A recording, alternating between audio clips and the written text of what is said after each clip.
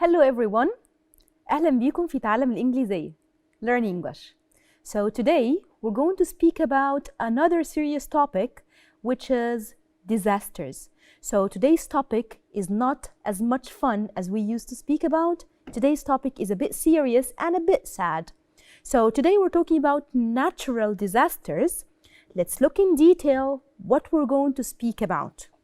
So first of all, we're going to speak about vocabulary. And for the vocabulary, we're going to look at vocabulary for describing natural disasters. We're also going to look at grammar. And for grammar, we're going to look at relative pronouns and relative clauses. And we're going also to look at skills. And for skills, we're going to do some reading. So let's start. And let's start with our brain teaser as usual. If you don't remember the brain teaser meaning, the meaning of a brain teaser is something that helps me think more in English. It activates the English part in my brain. So let's start and let's look at our brain teaser for today. For our brain teaser today, it's going to be fun and it's going to be a light thing. So we're going to look at a picture, and in this picture, we have some hidden words. I will give you your time. You can take a look and try to spot the hidden words in the picture. So here we have this picture. How many hidden words can you find? It's full of words and you will find them in the middle of the objects that we have here. So take a look, try to spot the hidden words. Here we have some words which are related to the event, which is a party. So this event here, and we have the first word that I can spot is, can you see it here? Yes. So the first word is cake. Can you see cake in her hair? So in this part of her hair, it's cake. Exactly. And we have another hidden word in here. Did you spot that? So the second hidden word that we have is party. Party. And we have another hidden word. Can you spot any others? Any letters that can help you spot? Yeah, here we have another one. So the hidden word that we have here is balloon. Do you see it? Yeah, here is the B, A, and the O and the N. Balloon, it's hidden in the fireplace. And the next hidden word, you will find it here. Do you see it? It's hidden in the curtains. So it starts with an F, friends, yeah. So we have F-R-I-E-N-D-S, friends. So cake, party, balloon, friends. Anything else? Can you see anything else? Yeah, I found something here. Yeah, do you see it? Games. Here is the G-A-M-E-S. Games. So we have games as well. Anything else? I think we can find more. So far we have found 1, 2, 3, 4, 5. Maybe we can find the 6. So, yeah, I found one here. It starts with the G and then I, F, T, gift. So we have found 6 hidden words in the picture. So we started with something light and fun, and then we can start with idioms. We haven't taken idioms for a while, so let's get back to the idea of having some idioms. Do you remember the meaning of idioms? So idioms are expressions that are not connected, or they are not literally connected to the words of the expression. So they have a different meaning from the words. So For idioms that we have today, it's connected to our topic, which is problems and disasters. So let's take a look at the idioms that we have today.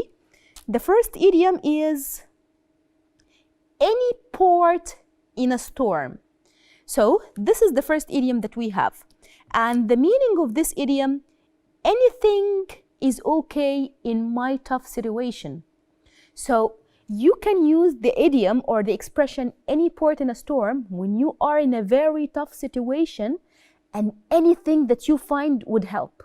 For example, so you can speak about not having any money at all, being broke, and then someone can tell you, okay, I can give you 10 pounds, and you don't have any money, you lost all your money and you don't know how you can go home, for example. So you can tell him, okay, I don't mind, any port in the storm, which means anything will do. Anything would be fine in this situation. Or when somebody is out of work for a long time. So I have been unemployed for like 6 months without a job.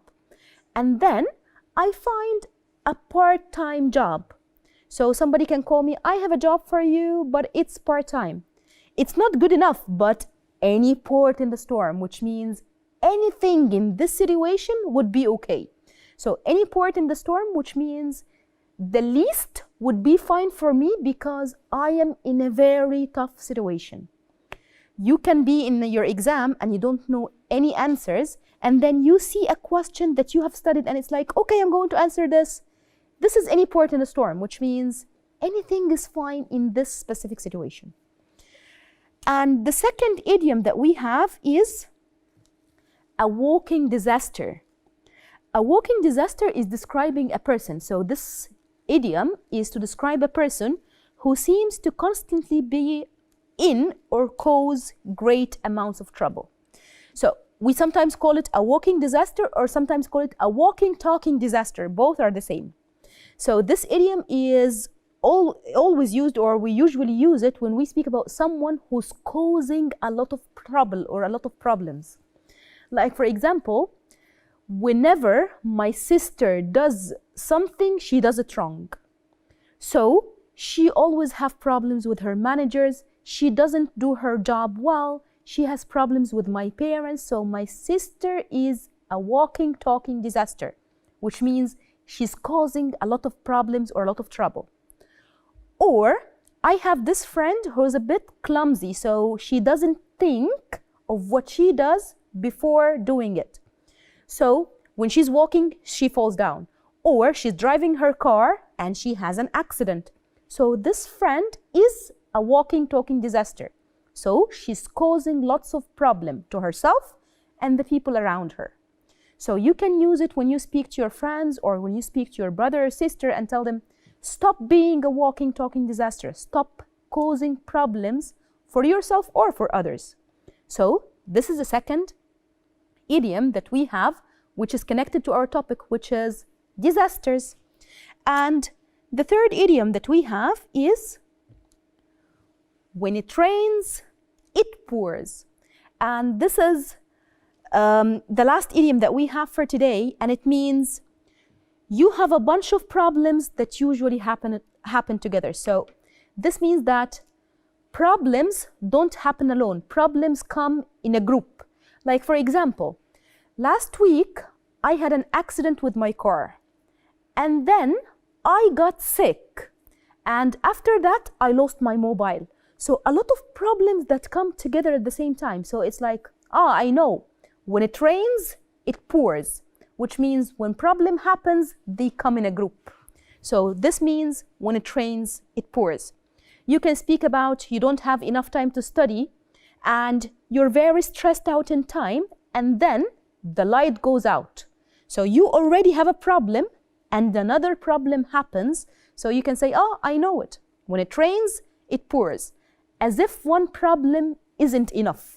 So when it rains, it pours, which means you already have one problem and other problems happen together with it. So you say it when you feel that these are a lot of problems that are happening together.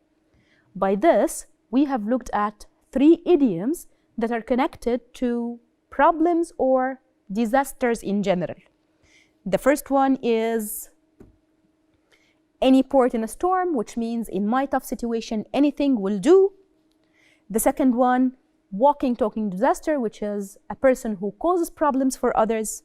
And the last one, when it rains, it pours, which means problems happen together at the same time.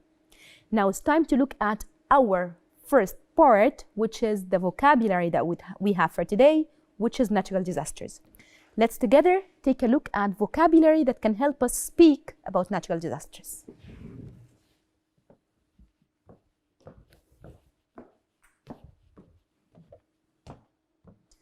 Let's now start and look at the vocabulary that can help us speak about natural disasters.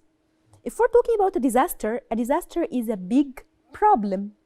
So natural disasters are problems that happen because of nature, or problems that happen in nature itself. So today we're going to look at the words that can describe any big problem like that. So to start with, the first problem that we're talking about is called drought. Drought.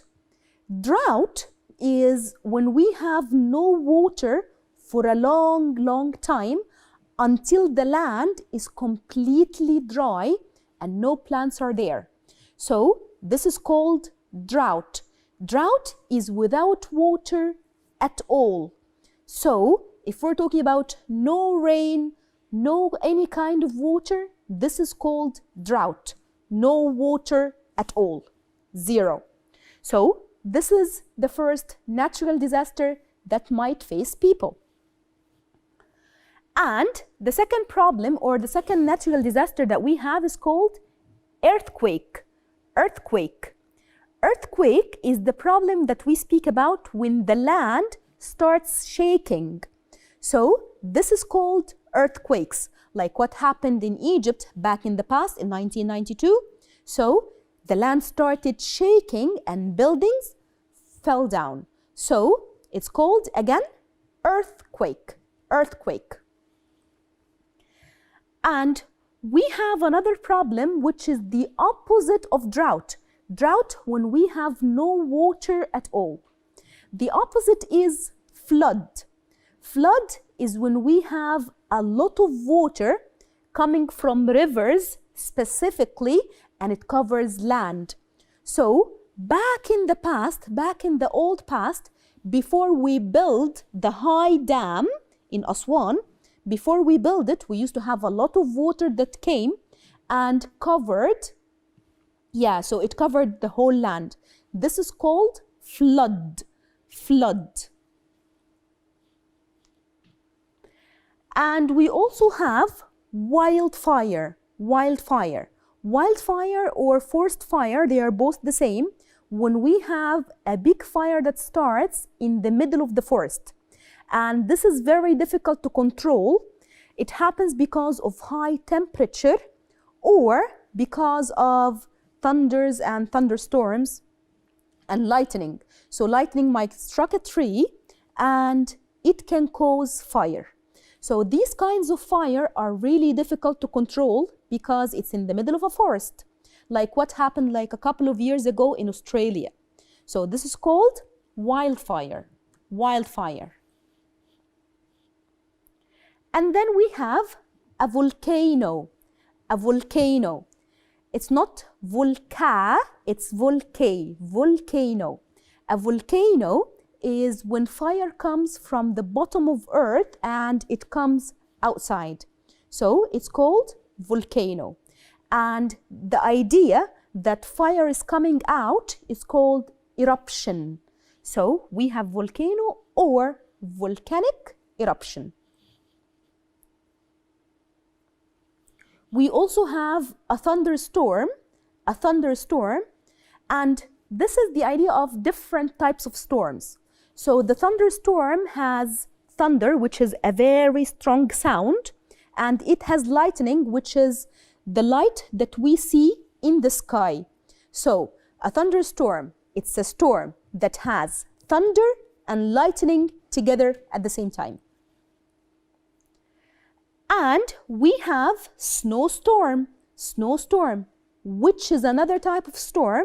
This type of storm is basically not thunder and lightning. It's about a lot of snow that falls at the same time. So it's called snowstorm. And then we have a blizzard. A blizzard.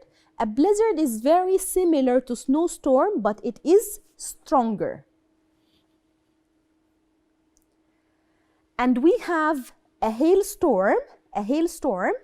So the difference between snowstorm and hailstorm is basically the size of snow. So snow is usually small flakes, small pieces, and if it fell on you, it does not hurt you because it's light and small. Hailstorm is different. Hailstorm happens when strong or big pieces of ice, not snow, like the ice that you get out of the freezer. So a hailstorm has big pieces of ice raining. So it's raining ice, not snow. Big, strong pieces that can hurt people. And we have another type of storm, which is sandstorm. Sandstorm are when you have a storm full of sand and dust.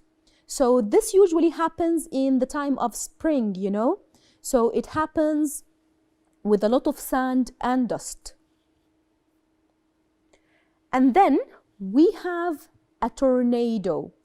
So we were talking about storm. Storm is usually when we have a strong wind. So storm is the low level. When this gets a higher level, when the wind is a lot stronger, it's called a tornado. A tornado. And then we have a hurricane. A hurricane is the same like the tornado. So this is strong and this is strong. The difference is where it started. The tornado is a strong storm on land. The hurricane is a strong storm in water, ocean, sea, in these places. So if we're talking about something in the water, if it started in the water, it's called a hurricane. If it started on land, it's called a tornado. And we have a tsunami. A tsunami is basically a very, very high wave that comes from the ocean or the sea, and it can come outside and cover a city, or it can bury a city under the wave. So this is called tsunami. Tsunami. And then we have landslide.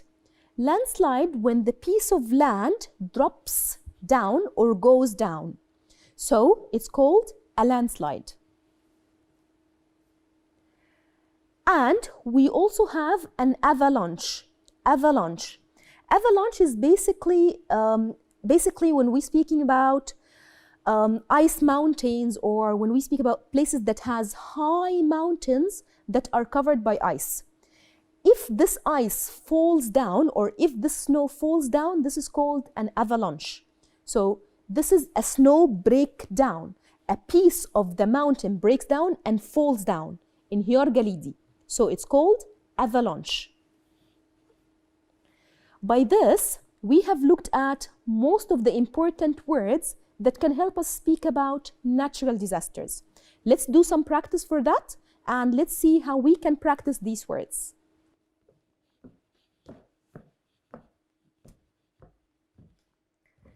So now let's look at practice for what we have talked about. Let's do some practice for the words we've looked at, and let's look at some more words that might help us also to speak about these disasters.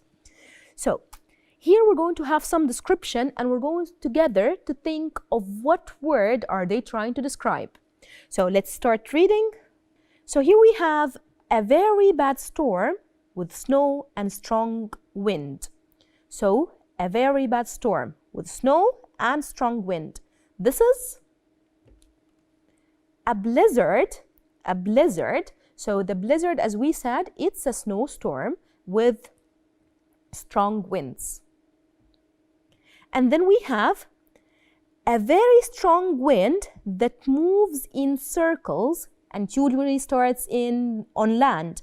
So this is the wind that moves in circles and it starts on land. It's a tornado. A tornado. As we said, it's a very strong wind and it starts on land.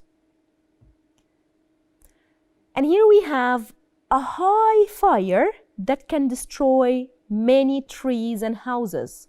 So, a high fire that can destroy many trees and houses, and it starts in a forest usually. This is forest fire or wildfire.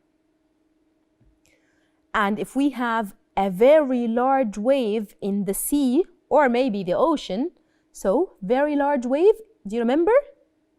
It's tsunami. So the tsunami is the very high wave that comes out of the sea, and it can bury cities or it can bury the whole place. So the next one, when it rains very heavily for 3 months or more. Yeah, so this is something new that we're talking about. So if we have very heavy rain that lasts or stays for a long, long time, this is called a monsoon. A monsoon. So the monsoon is basically a long time of rain without any kind of stop. And it usually takes months. We're not talking about 2 or 3 days of rain. We're talking about months of rain. And the next one we have, when there is too much water in the river and it comes onto the streets or fields. So too much water in a river and it comes out. This is a flood. A flood. So if we're talking about a flood, this is a lot of water that can come out of the river because the river path is not enough for it. And we have the next one, when the ground suddenly shakes very strongly. So when we have the ground shakes or when we have the earth is shaking, this is called earthquake, an earthquake. Okay, by this we have done some practice to remember the words, and we've looked at the word monsoon, which we didn't speak about before. So we now have the vocabulary. Let's now see how we can speak about these in a better way. So what will help me speak about this, something called relative pronouns and relative clause. What do we mean by relative pronouns and relative clause? Let's look at this.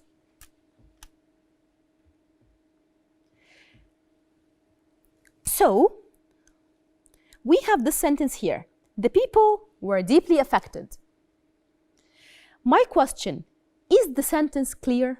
When I say the people were deeply affected, do you think it's clear enough? Who are these people? Who exactly are we talking about? So this sentence is not clear enough, is not giving me enough information about this subject. So the subject is not clear enough for me. But if we look at this, the people who the tsunami hit were deeply affected. Now, do you know who the people are? Now, is it clear enough? I think it's now clearer and more understandable. So now we're talking about the people who the tsunami hit. So now I'm giving you explanation who exactly I'm talking about. I'm giving you the details about these people. So this word who that we have is called a relative pronoun. So this is this pronoun, or this is used to mix or combine two sentences together. Originally, if we're going to clear, or if we're going to clarify the words, if we're going to be clear, I have two different sentences. I have the first sentence, the people were deeply affected. And we have the other sentence that can clarify the idea, which is the tsunami hit the people. So these are two sentences. I can say the tsunami hit the people and the people were deeply affected. Two different sentences. But in our level now, if we have short sentences, this tells me that your English is not good enough. Short and simple is not good enough for higher levels. If we're talking about lower levels, it's really good to keep it short and simple. But when we go to a higher level, short and simple sentences are not easily understood and they interrupt the thoughts. So we need to have flow of thoughts. For this, we need to have longer sentences. To create these longer sentences, we're going to use relative pronouns to mix or merge two sentences together. How we can merge them? So we have the tsunami hit the people, and the people were deeply affected. So both sentences here are sharing the same thing. Both of the sentences are sharing the idea of people. So here and here, the word people is repeated, so there is no point. The main thing is avoiding repetition. I need to have a long sentence, avoid repetition to sound advanced, to sound in a higher level. So for this, we're going to use the relative pronoun and we're going to make it like we saw. The people who were hit, or the people who the tsunami hit, were deeply affected. So by this, I used the people only once, and I used the tsunami hit as extra information or as qualifying information for the subject, and then we use the verb and the rest of the sentence. So this is why we need relative pronouns, to make our sentences longer, to make them sound better, and to avoid repetition. So relative pronouns are the same like the question words. Remember who, which. So which here is another relative pronoun that we can use. Here we have the house is on the corner. So one more time, is this clear enough? Again, I don't know what exactly you're talking about. The house is in the corner. Which house? What do you want to tell me? But if you look at it like this, the house, which has a beautiful big garden, is on the corner. Now it is clear. Now you're giving me description for the house. You make me understand what you really mean. So I used which to do that. So now it is clearer. Now it's more understandable. So if we're talking about originally, the word which here gives more details about the house. So we now know more details. So relative pronouns are like all question words that we can speak about. Whose, who, which, that, where. So when, all these relative pronouns are words that we can use to connect two sentences together. So we use them to clarify the information and make our sentence sound better. So for that, we use whose for possessions, things that I own. If I'm talking about my mobile, if I'm talking about your house, his car, we're talking about things or belongings. Who, we use it for people. And we have which, that we use it for things. So if both sentences, if the repeated information is about people, we use who. If the repeated information is about things, we use which. If the repeated information about people or things, we use that. So that is like a general word that can replace either who, and which. And then we have where, and where is basically about places. And the last one is when, which is for time. So these are the relative pronouns that we can use to merge or combine two sentences together. Let's do some practice for that, and let's try to find which relative pronoun is suitable for the sentences. So here, let's look at the picture. Do you remember the name of the problem? When the earth or when the ground shakes, this is called earthquake. And the sentence we have here is giving description for an earthquake. So it says, an earthquake is a very strong vibration, makes the earth shake heavily. So here, if we're talking about both sentences, they are talking about the vibration. So the earthquake is vibration. The vibration makes earth shake. So both sentences are talking about vibration. So vibration, is it position, thing, place, people, or time? So if I'm talking about a vibration, this is a thing. So we can use which, or we can use that, which is our joker. So if we're talking about here, I'm going to use the joker to make it easier. So an earthquake is a very strong vibration that makes earth shake heavily.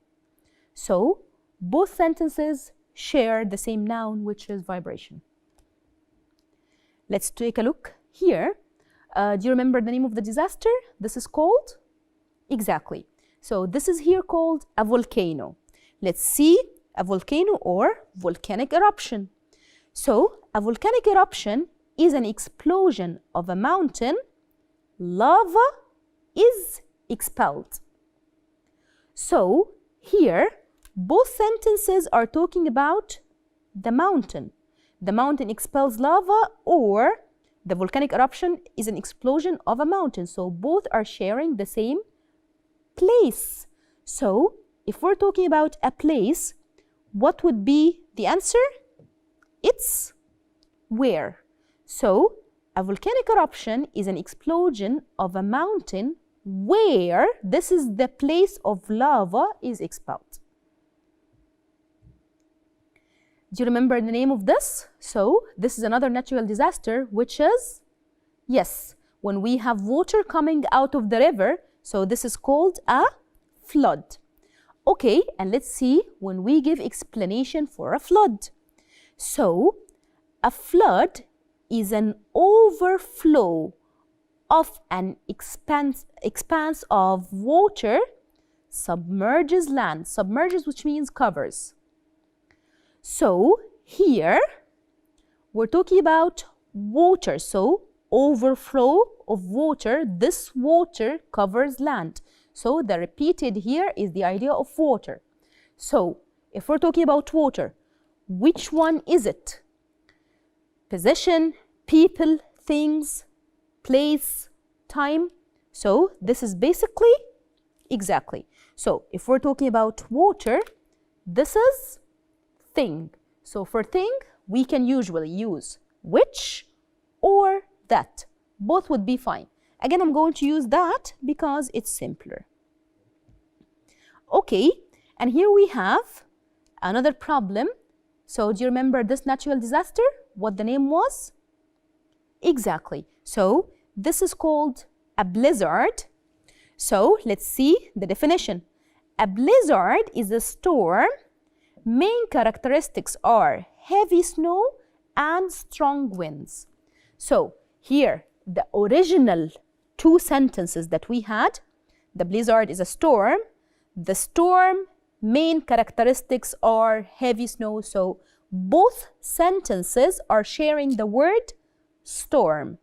So if we're talking about storm, storm is a person, a place, time, thing. So it is something. So again, if we're talking about a thing, which one do we use? So for things, we use which or that. So for this time, let's use which. We use that a lot. So a blizzard is a storm which main characteristics are heavy snow and strong winds. By this, we merged both sentences with the word which.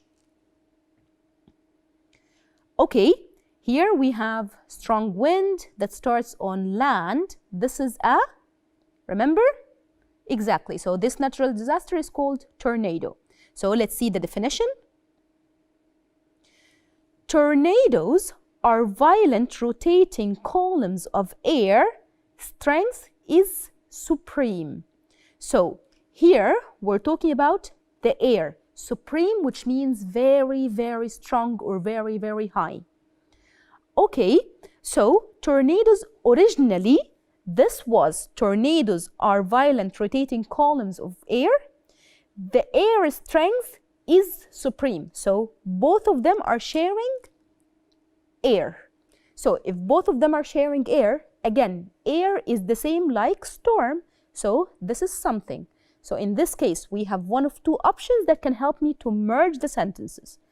The first option is which, and the second option is that. So for this sentence, let's use which. So tornadoes are violent rotating columns of air which strength is supreme. And for the next one, do you remember this natural disaster when you have zero water, when the whole land is dry because there is no rain and there is no water at all? This is called a drought. This is called drought. Let's see the definition of drought and let's see which pronoun, pronoun here, relative pronoun that we're going to use. So, droughts take place, there is no rain in a long time. So, drought takes place here. If we're talking about the sentence, we're talking about the time. So, drought takes place in the time. In this time, there is no water at all. So, the idea of time here, if we're talking about time, which word can we use? If both sentences share time, we're going to use when. So, if I'm combining both sentences here, it's going to be droughts take place when there is no rain in a long time. And the last one here, we have hailstorm. So the natural disaster that we're talking about here is a hailstorm.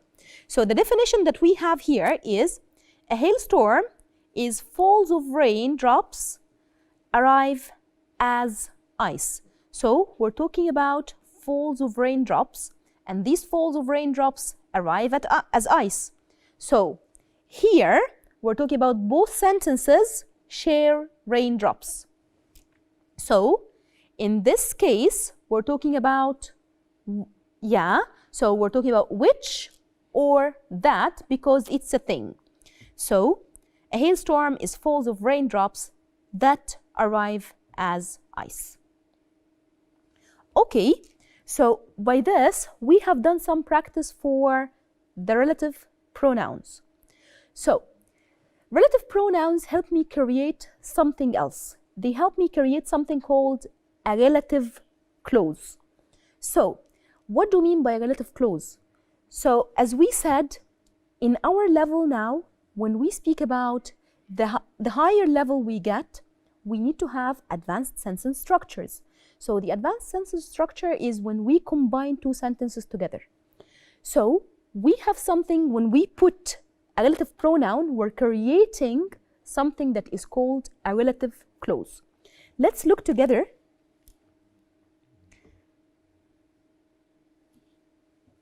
So here we have the girl who is my colleague has the latest Nokia mobile phone. So here we're talking about a girl. So now I'm giving extra information about the girl. Do we know who the girl is? Yes, we do. I gave you extra information about her. Who is my colleague? So I'm not talking about any girl. I now specify who is my colleague. So this information that comes after the subject is important for me to know which girl you're talking about. So relative clause or information or an extra piece of information that we add after the subject to give important information that will affect the meaning.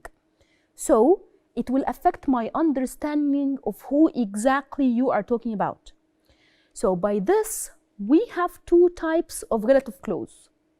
We have something that is called defining relative clause. So the defining relative clause is important information that we add so that it affects my understanding of the statement. And we have another type which is called non-defining. Let's look at this example. London, which is the capital of Britain, has over 6 million inhabitants. Okay, if I remove the capital of Britain, would it affect the meaning? You will not understand what London is. It is still clear and understandable. So, here, do we know who London, that the capital of Britain, is? So, do we know who exactly or what exactly we're talking about? Yes, we know it. So, do we need this information, which is the capital of Britain? Actually, we don't. This is extra information that if we remove, will never affect. So, this is called non-defining relative clause. So, the non-defining relative clause, which means extra information between commas, I can remove or put, they will never affect the meaning. So, by this, we have a statement, and this statement might have an unclear subject. So, if I would like to clarify the subject, I need a relative clause. Like when we said, people who were hit by the tornado or who were hit by the typhoon.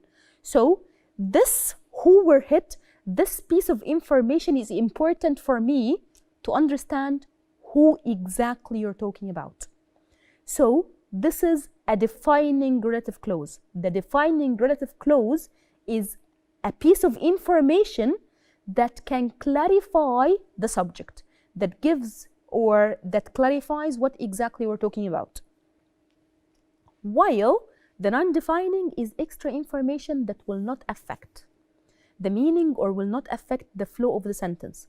You can remove it or put it, it will not make any difference. So, let's summarize what we talked about. Relative clauses are used to give more information about the subject. So, we're qualifying or we're adding extra information for the subject. And the relative clause are two different types. Defining gives important information, and non-defining, which gives extra unneeded information, and we have to put it between commas. Relative clause start with a relative pronoun, and the relative pronouns are whose, who, which, where, and when. So these are the relative pronouns that we put in the beginning of the relative clause. And we have one very important piece of information if we're talking about non-defining. The word that we called the joker, that I can use either in the place of people or replacing things.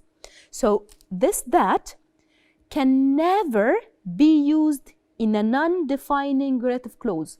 That is only used in a defining relative clause. We never use it in non-defining. So that is never used if the piece of information is not important. I only use it if the piece of information is important and it gives clarification to the subject. And relative clause usually come after the subject we're talking about. They clarify the subject, so I put the clause right after the subject. Like when we have the sentence here, John, so this is my subject. I want to clarify who John is. Who is a brilliant student, so this statement is about John. So normally I put it right after the subject. So John, who is a brilliant student, lives next to me. Let's take a look here. So this here, when we speak about John in the first one, here we're talking about defining or non-defining relative clause. If you see these commas, so this is non-defining. Let's think about it as if the statement is not there. John lives next to me. Is it understandable or not? Yes. And this is extra comment on him. So I give extra comment and it does not affect the meaning at all. So let's look at the second one. John lives next to me, who is a brilliant student. This is not the correct way of doing it because we cannot separate the relative clause from the subject it is clarifying. So the subject John is too far away from the relative clause, which is not okay or which is not correct.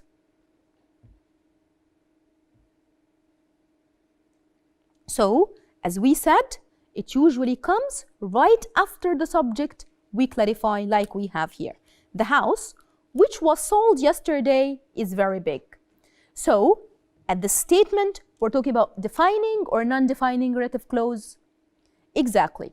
So here, we're talking about a defining relative clause. So when I say the house is really big or the house is very big, this is not clear enough. I don't understand what exactly you're talking about. So that's why the house which was sold yesterday, I now understand which house.